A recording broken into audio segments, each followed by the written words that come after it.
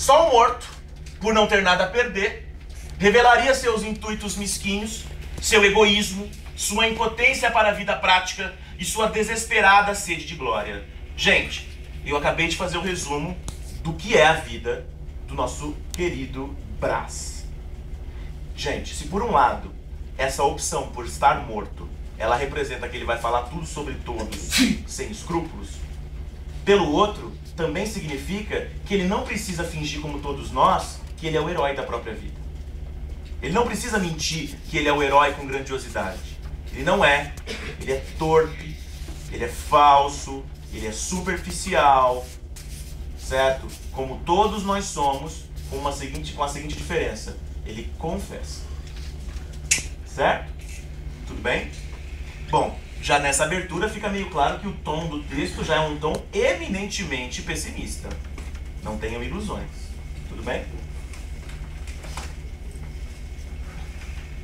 Só alguém que ultrapassasse, né, o limite fatal seria capaz de apontar a verdade definitiva de sua própria condição. Afinal de contas, gente, a ideia que a gente consegue perceber, isso vem da psicanálise, né?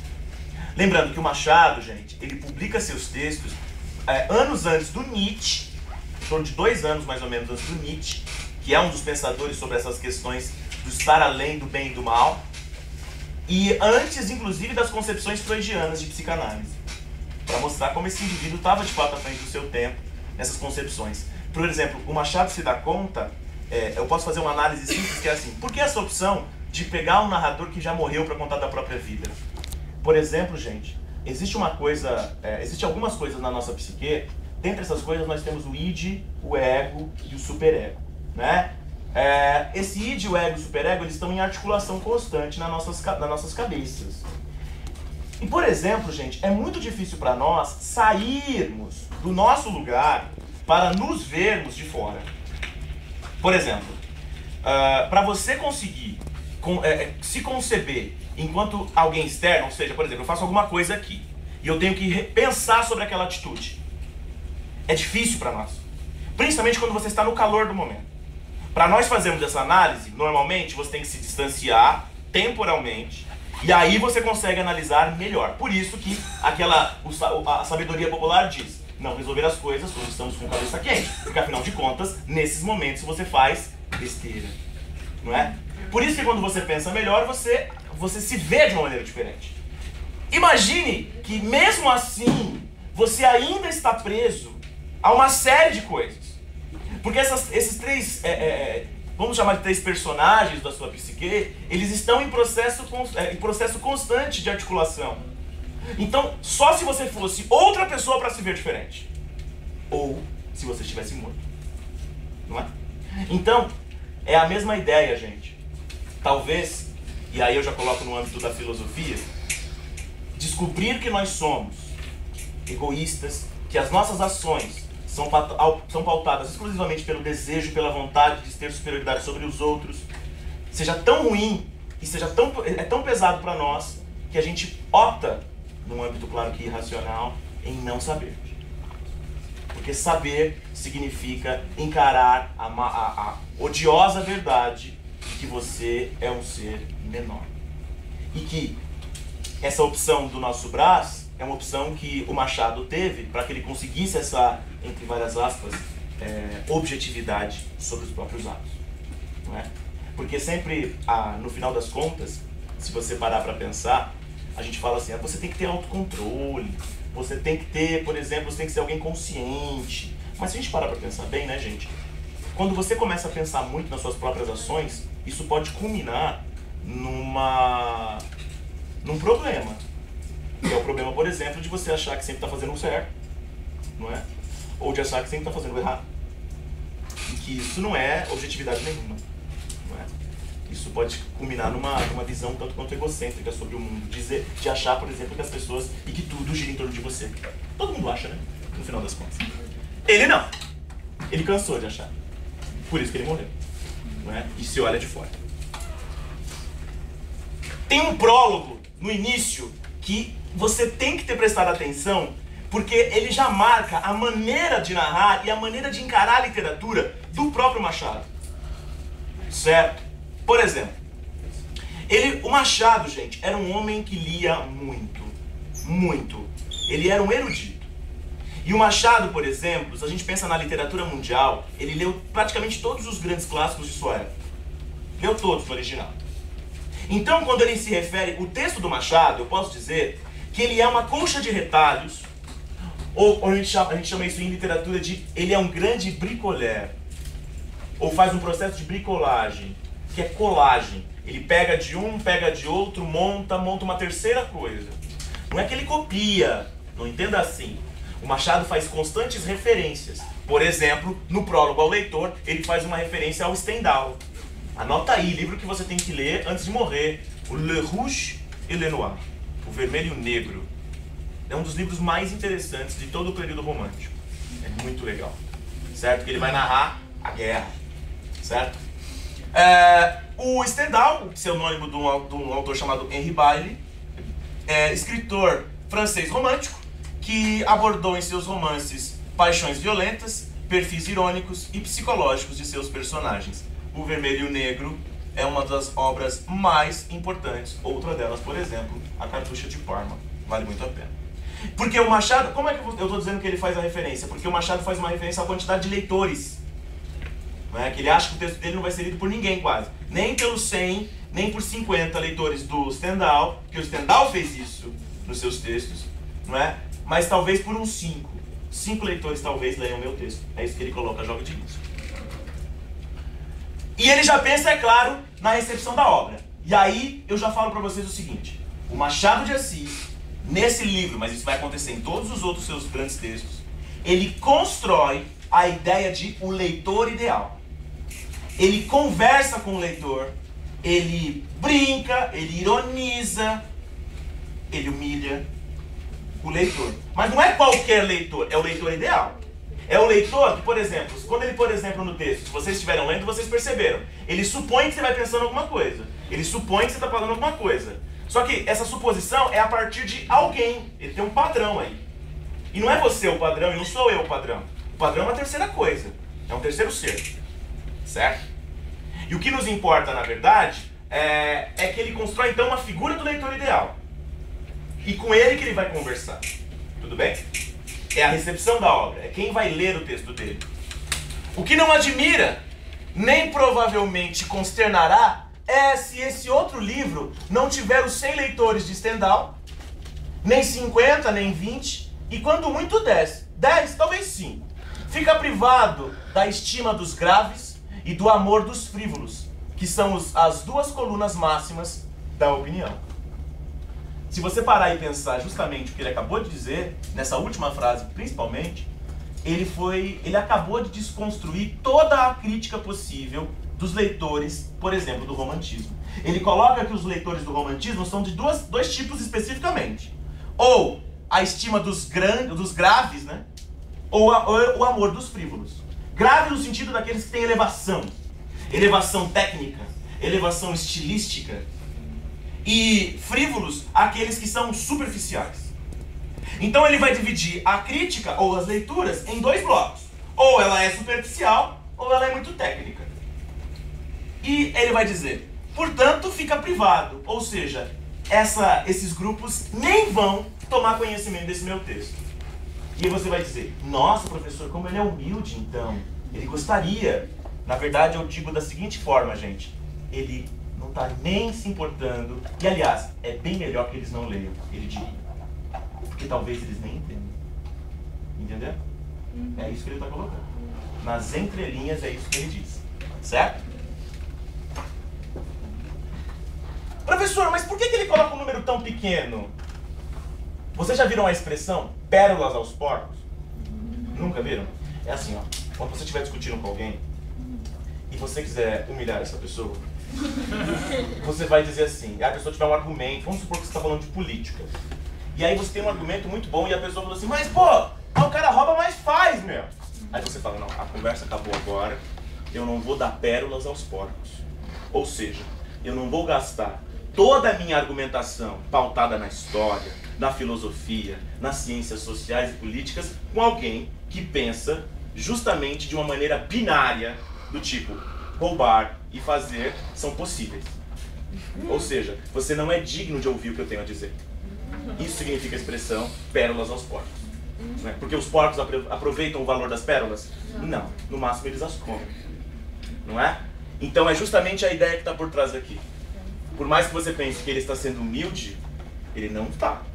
E isso daqui não é o machado, tá? Isso aqui já é o braço falando.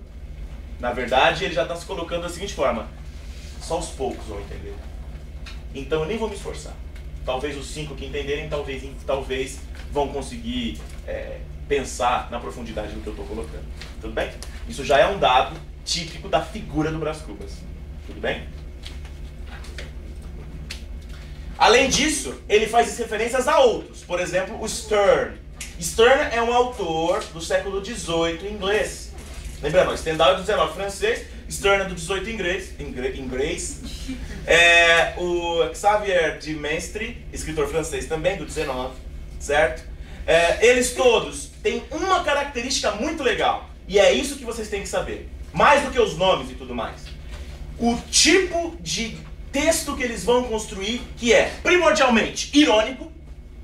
Lembra que ironia é uma figura de linguagem quando eu digo A, querendo dizer B.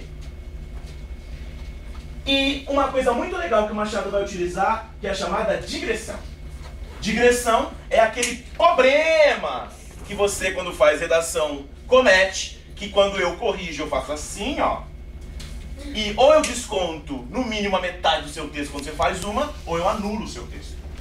Porque a digressão significa assim: eu paro de dizer, de seguir a sequência lógica do meu texto, falo outra coisa, e se eu tiver consciência eu retorno. Se não, eu continuo nessa outra coisa. Exemplo: redações polêmicas são as que as pessoas mais perdem o tema por causa da digressão. Exemplifico. A redação é sobre aborto. Você optou que você é contra. Só que daí, na hora de você fazer o seu texto, um dos argumentos, por exemplo, é que você vai colocar lá a questão religiosa. Supondo que você coloque, e eu já acho que você não tem que pôr questão religiosa em texto, porque lembre-se que a correção tem que ser laica. Mas supondo que você colocou e você acha legal colocar, porque você brinca com o perigo.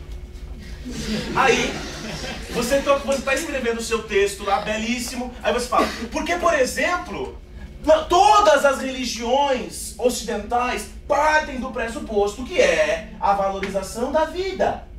Logo, indiferente à religião que sigamos, devemos ter como horizonte que a vida, indiferente a qual seja, tem que ser valorizada.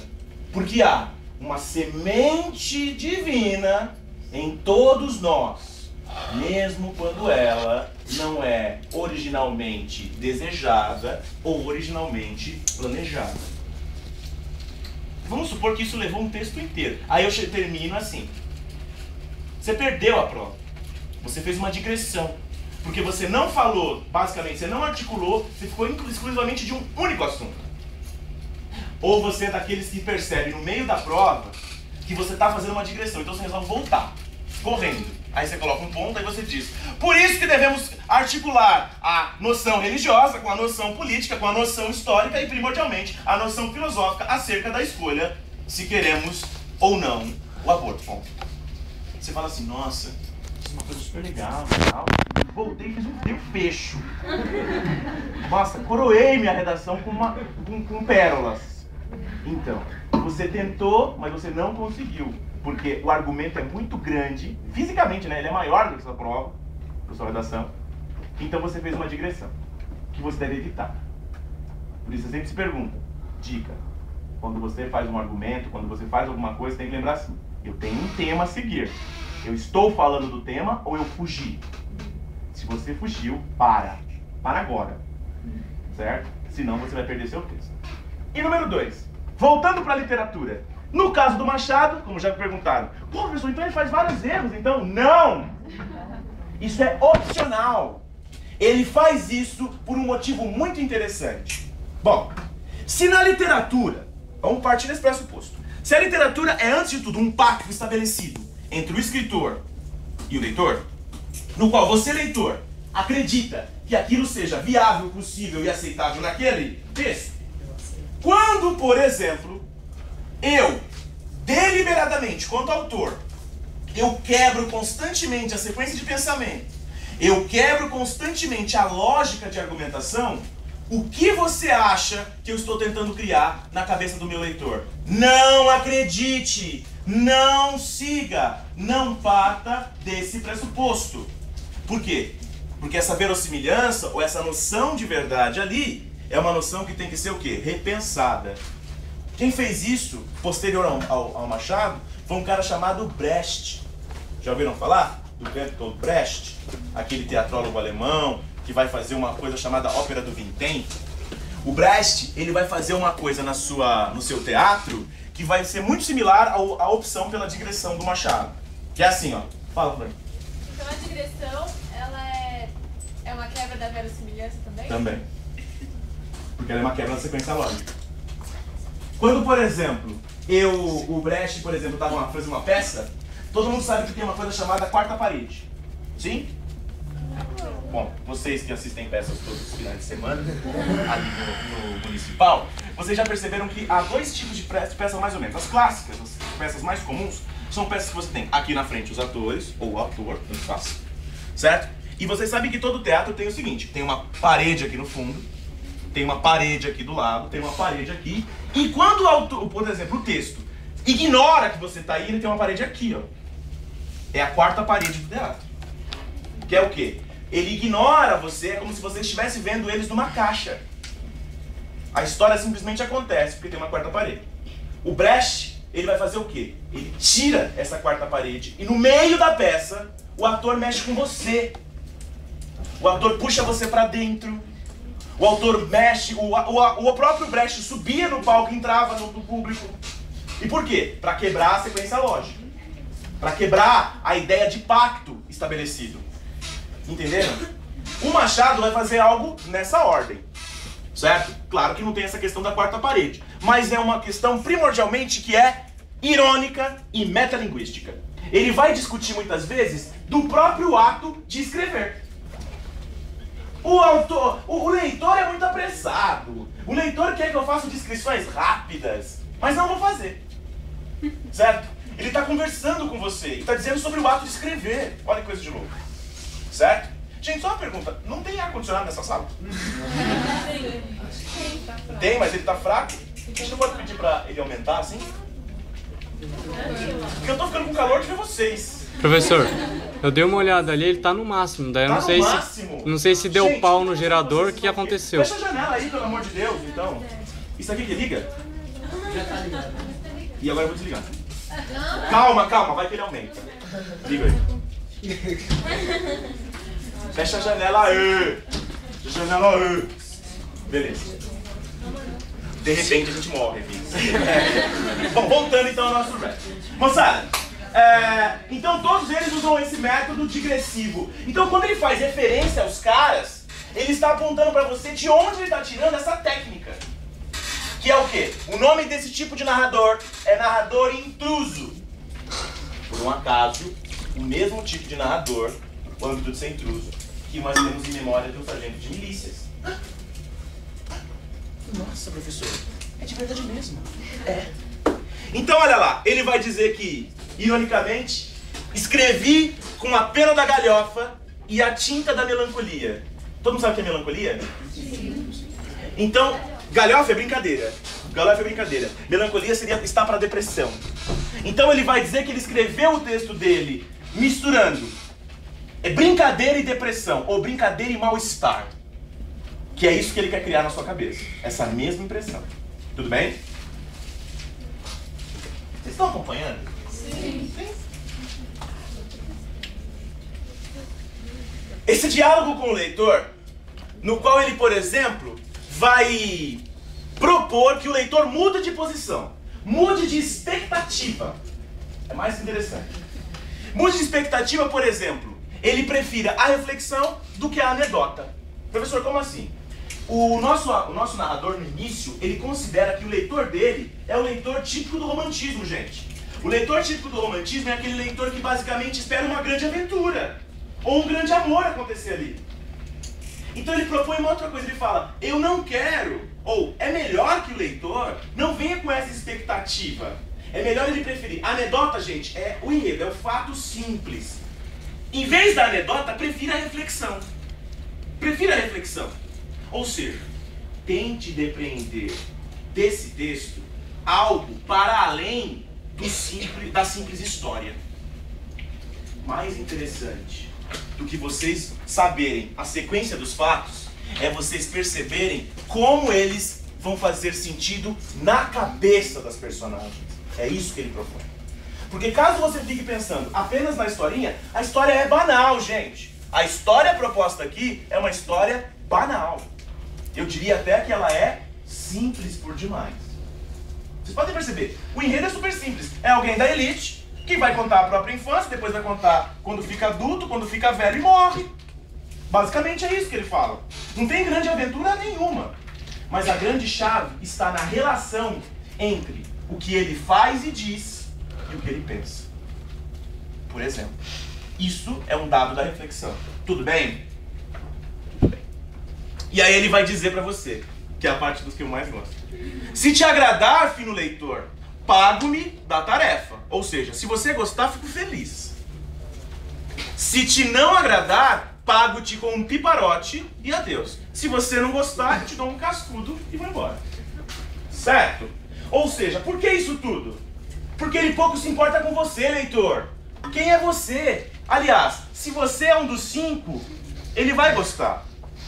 Se você não é um dos 5, o que você está fazendo lendo esse texto? Certo? Dou-lhe um cascudo e vou embora. Tudo bem? O leitor também é parte, além das personagens de Atos, da chamada galhofa do autor. Da brincadeira. Você, leitor, então, faz parte do jogo estabelecido, certo? Dentro do texto. A relação que você cria, a maneira com que você se comporta, tem a ver também com aquilo que ele estabelece dentro desse texto. Ou seja, gente, ler esse texto e entender significa que você em algum momento se sentiu participando. Você se sente, você acha que está falando com você. Porque ele cria uma estrutura que você acredita. Não cria? Cria mesmo. E aí ele fala, no capítulo 71, o sinão do livro. Leiamos. Começo a arrepender-me desse livro. É enfadonho, cheira a sepulcro. Porque o maior defeito desse livro és tu, leitor. Tu tens pressa de envelhecer. E o livro anda devagar. Tu amas a narração direta e nutrida, o estilo regular e fluente. E esse livro e o meu estilo são como os ébrios, os bêbados. Guinam à direita e à esquerda, andam e param, resmungam, urram, gargalham, ameaçam o céu, escorregam e caem. Ou seja, para, leitor. Você tem muita pressa, para.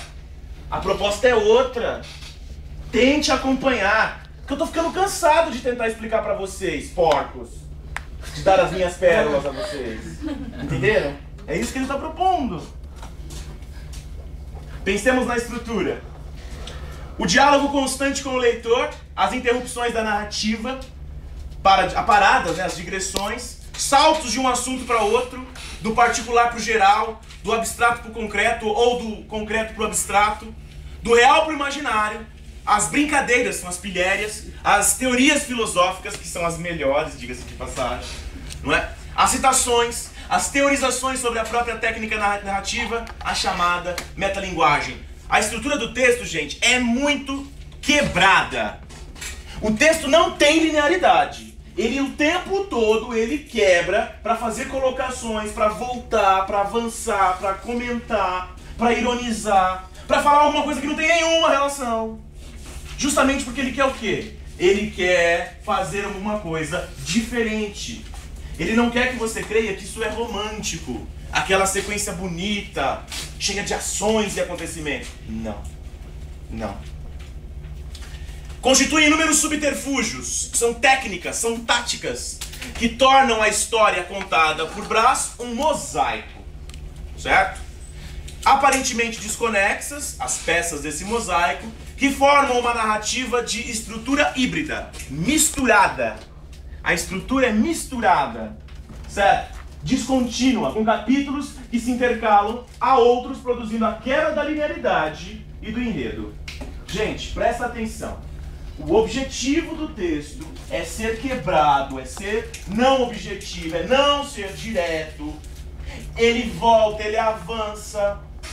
Isso, essa característica de relativa independência, eu digo bem relativa, certo? De alguns capítulos, tem relação, por exemplo, com a proposta do Vidas Secas, certo? De capítulos relativos. No caso, Vidas Secas são totalmente independentes. Aqui eles têm relativa independência, certo? Que legal. Oi, fala. Mais um.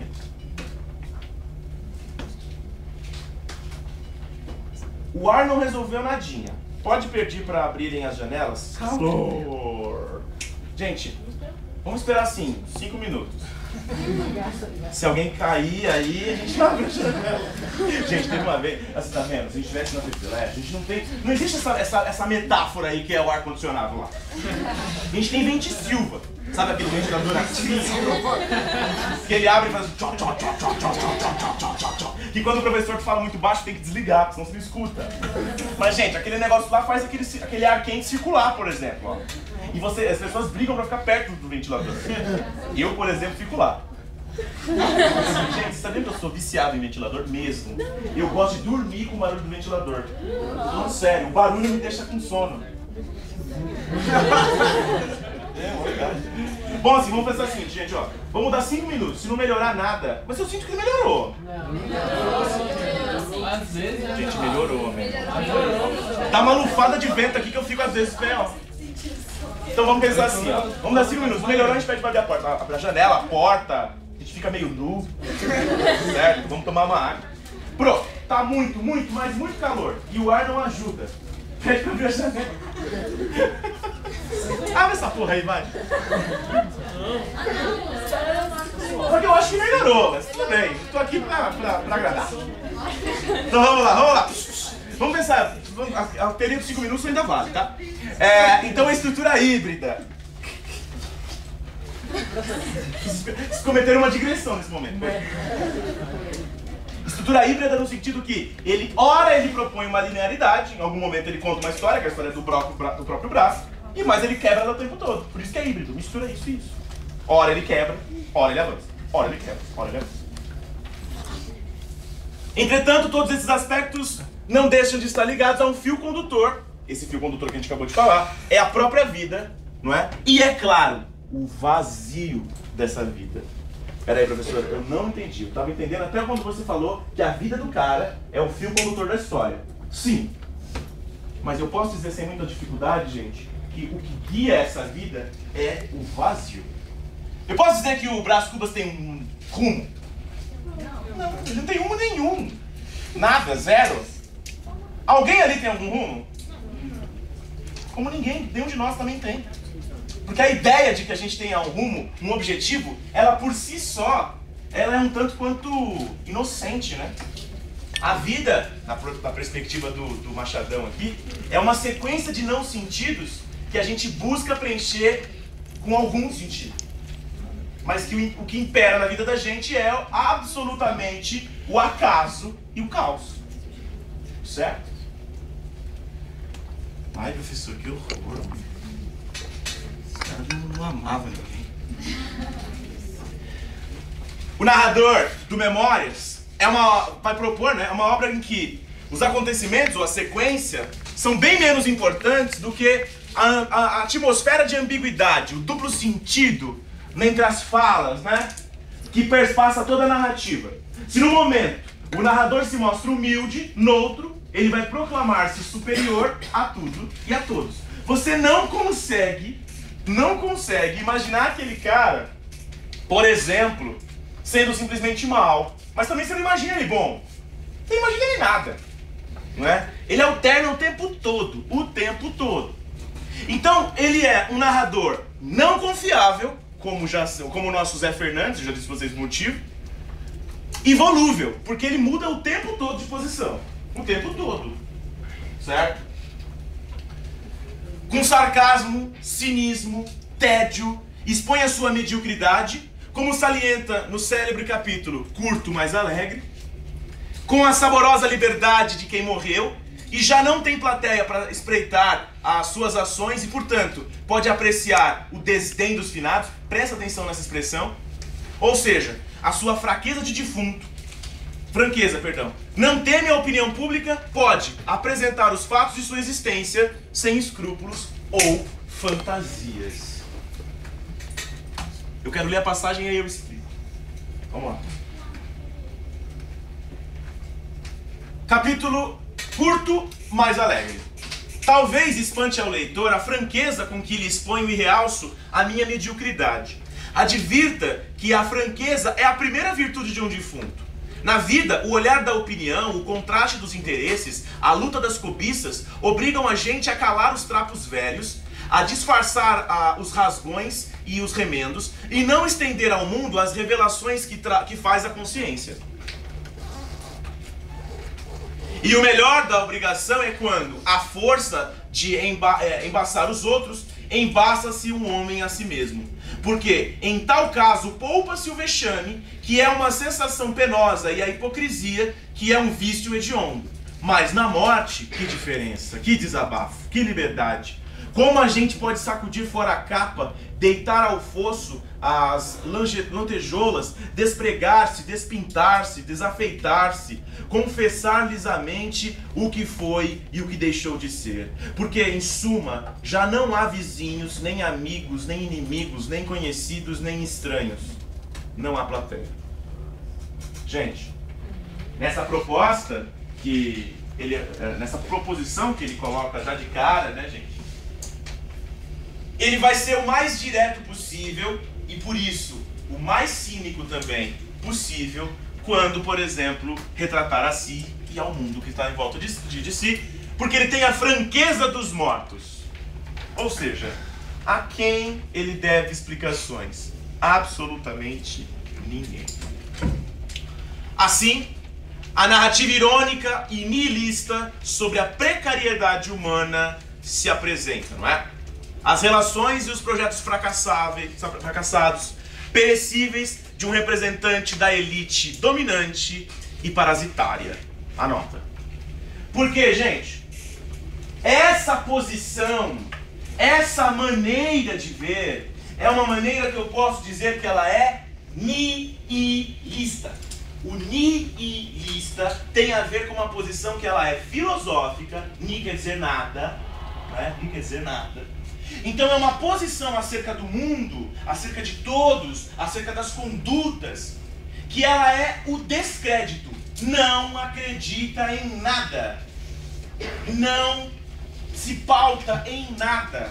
Tudo é passível de dúvida, tudo é passível de desconstrução, tudo é passível de pessimismo. Absolutamente. Certo? Então, por exemplo, eu posso dizer que é uma narrativa sobre a própria precariedade humana. O que eu estou querendo dizer com precariedade humana? Eu quero dizer, gente, como nós somos hipócritas, como nós somos absolutamente fajutos, como nós dizemos uma coisa e fazemos outra coisa nas nossas vidas. Certo? E é claro, né? Só que não é qualquer um de nós. É alguém de nós que poderia ser quem quisesse. Afinal de contas, o Brás não é um qualquer, gente. O Brás é um membro da maior elite brasileira da época. Só que ele tem uma vida parasitária. Uma vida confortabilíssima. E uma vida que ele nunca conseguiu fazer nada prático. Pensa na vida dele. O prático seria, por exemplo, aquilo que eu consigo concretizar e tem um efeito. O que na vida dele concretiza e tem um efeito? Nada. Pensem, por exemplo, no que foi o emplasto. É a maior metáfora de impossibilidade do Brás de ser concreto ou pragmático, né? Objetivo. Porque o emplasto curaria os males do mundo, todos eles, sejam eles físicos, psicológicos, espirituais. Então, de cara, gente, ele já é uma proposta fajuta, furada. Certo? Diga. Professor, rapidinho. Pode falar. O que é nihilista? Nihilista quer dizer nada, é uma posição filosófica que ela é uma perspectiva sobre a vida rebaixada, pessimista e cética. Obrigado. Certo? Tudo bem, gente? Não. Sim? Não, professor, o calor. O calor. podia ter aula lá fora, né? Oi. Podia fazer essa referência com o agregado, tá? A noção sobre o agregado? Pode. Pode sim. Se for não fazer nada e tal. Só que, por exemplo, ó, só que o agregado ele é de conjuntura social. Por exemplo, quando você imagina agregado, por exemplo, no caso desse texto, você pode pensar, por exemplo, daquele escravo que ele tem quando ele é criança. Naquele contexto ele chega a ser um agregado quando ele está adulto já.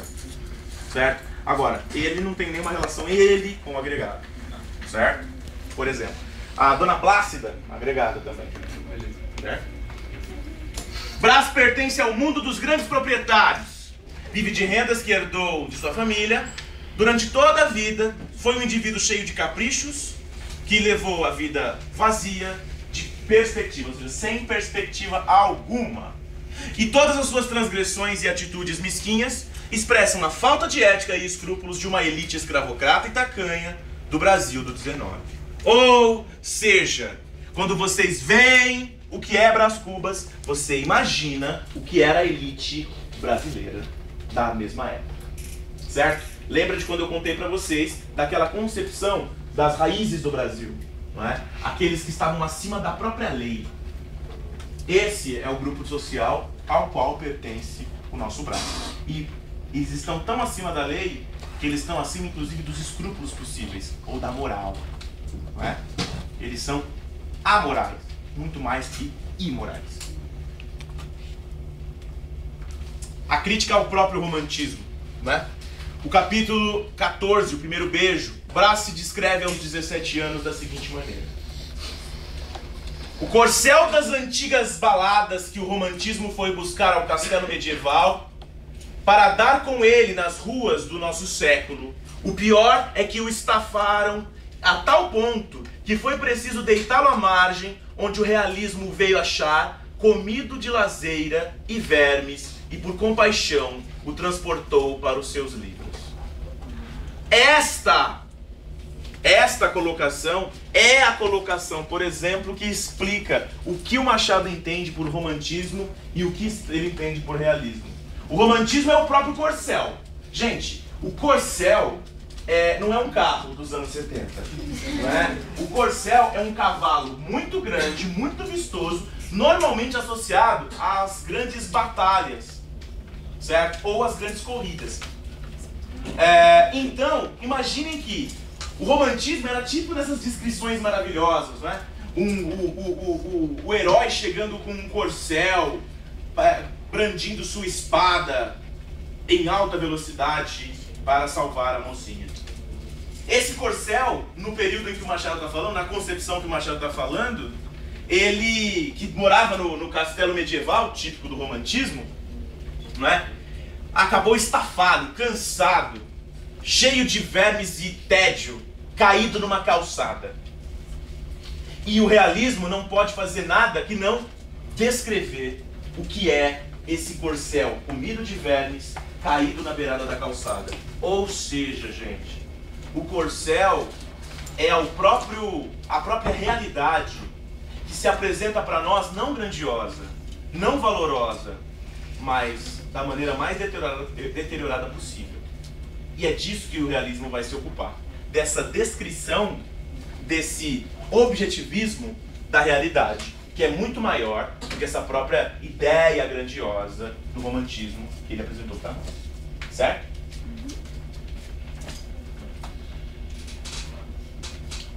O crítico Machado opõe a crueza da realidade da nova escola à esgotada idealização do romantismo.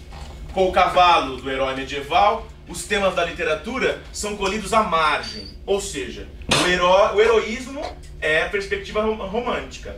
A margem, ou para além dessa elite, desse contexto grandioso, a realidade, né, é o que vai se ocupar os realistas.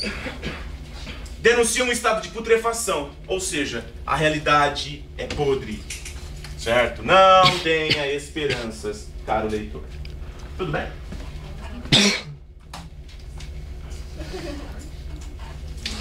O delírio.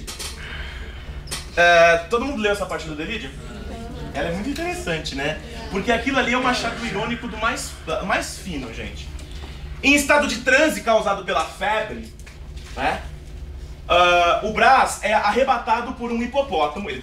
Gente, ele tá delirando, tá?